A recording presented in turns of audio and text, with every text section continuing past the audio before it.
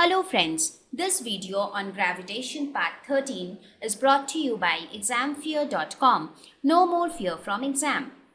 Please make sure that you have watched all the videos from part 1 to 12 before going ahead with part 13. Kepler's third law is popularly known as the law of periods. This law states that the square of the time period of a planet is directly proportional to the cube of the semi-major axis of the orbit. What does that mean?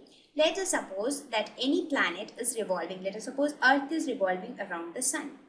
Now the time period of the planet, that is the time period of Earth, that is the time it takes to complete one revolution around the Sun, the square of that time period, let us say t square, is directly proportional to the cube of the semi-major axis of the orbit. I already told you when I talk of semi-major axis, which distance do I mean? I mean to say this distance, half of the major axis. So this time period of the planet, square of the time period of the planet is proportional to the cube of the semi-major axis. Let us suppose if I denote semi-major axis with A, if this is the semi-major axis, then t square is proportional to A cube. So here also we'll go ahead and derive Kepler's third law to show that how can we prove that this law holds true. And you are also aware why is it called law of periods? Because it talks about the relationship or the dependency of time period of a planet. That is why it is known as the law of periods. Now we'll see how can we derive and prove the universality of Kepler's third law. Let us suppose the mass of the planet is denoted by, we are denoting small m as the mass of planet. And let us suppose we denote mass of Sun by capital M. Now remember Newton's universal law of gravitation. What did it say? If this is your Sun and let us suppose this is the planet which is revolving around the Sun, so there has to be a force of gravitation between the planet and the Sun. What is that force of gravitation? That is G into m1 m2 by r square, right? So let us say G into m1 m2 divided by r square. Let us say the distance between the planet and the Sun is r. So this will be r square.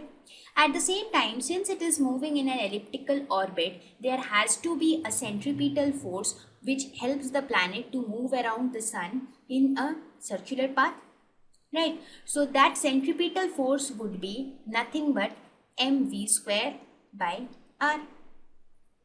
Now, since the planet is moving around the Sun in a stable orbit, that means these two forces are balancing each other. So this force due to gravitation should be equal to this centripetal force. So F should be equal to Fc. So if we equate the values, we get Gmm by r square should be equal to mv square by r. This m and this m will get cancelled. One r this side and this r will also get cancelled. So we get Gm by r is equal to v square. Now what do you think would be v? What is velocity of the planet? Velocity is nothing but the distance traveled by the planet divided by time taken. So what do you think would be the distance traveled? It would be nothing but the circumference of the circle. Please remember that in this case, in order to derive Kepler's third law, we have made this assumption.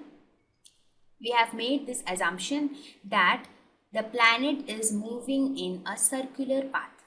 As I already told you, circular path is a special case of ellipse. So in this case, we are taking this assumption into consideration and trying to prove the truth of the law.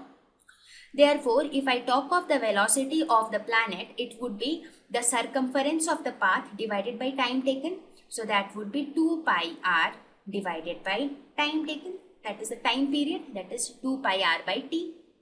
Therefore, v square would be equal to 4 pi square r square divided by t square. Now we put this value in this equation. So we will get Gm by r is equal to 4 pi square r square divided by t square. So from here we can see t square is equal to 4 pi square divided by gm into r cube. So very clearly you can see that this is a constant quantity because mass of the sun is constant, capital G is the universal gravitational constant, and 4 pi square is definitely a constant. So this entire thing is a constant. So this proves that t square is proportional to r cube. So r, what was r in this case? R was nothing but the radius of the circle.